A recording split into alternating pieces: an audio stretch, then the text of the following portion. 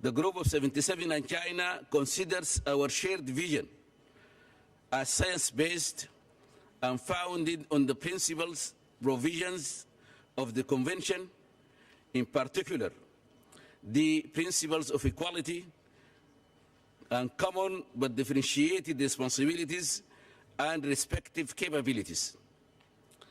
Our shared vision must reflect the historical and the current responsibility of developed countries for human-induced climate change, their resulting climate debt to the developing countries, and establish the conditions needed for a fair and just sharing of the atmospheric resources.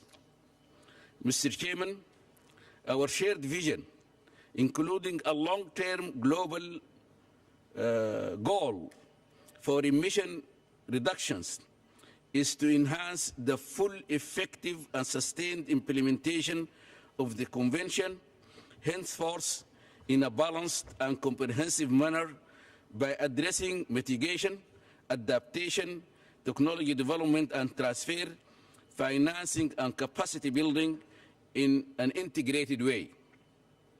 It must ensure that there is an inclusive, fair, and equitable outcome that fully respects and supports the right to development and to survival of developing countries.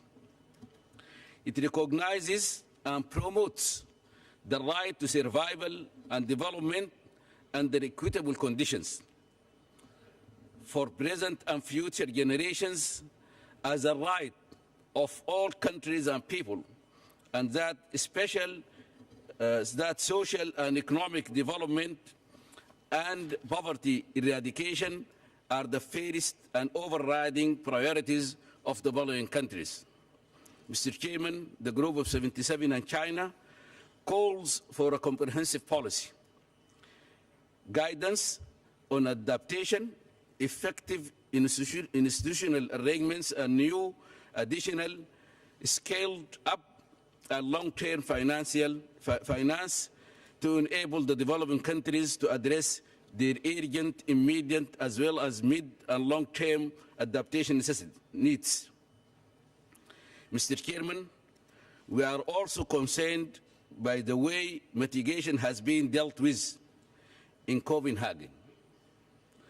Issues under the Pali Action Plan, paragraph 1BI, which deals with the mitigation by Annex I countries, have essentially stopped moving.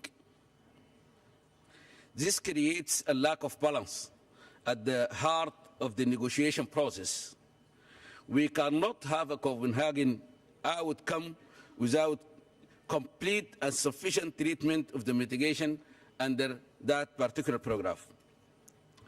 We want a positive result in all aspects of the Pali Action Plan.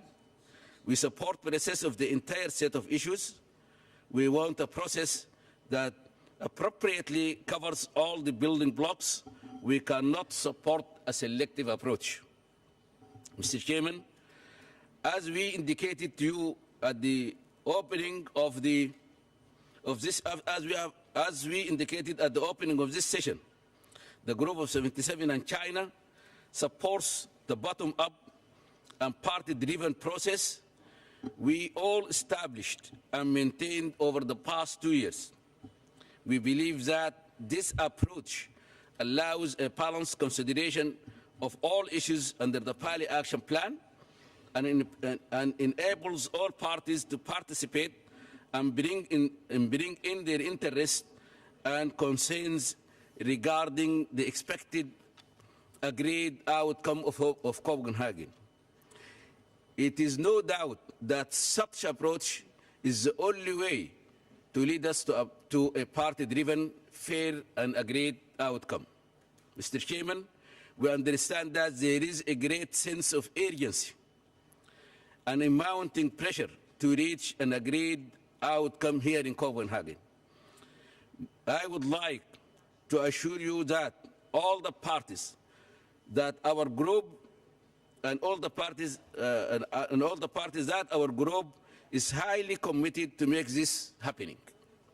However, we do have serious concerns regarding the organization of the work at this level of the session and how the results of the ongoing work under the ad hoc working groups will be considered and incorporated in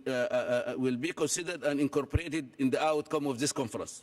Mr. Chairman, the G77 and China stands ready to assist you in your role as President to maintain a party-driven, open and transparent process that ensures the right of all the developing countries to participate fully in shaping the outcome of this conference.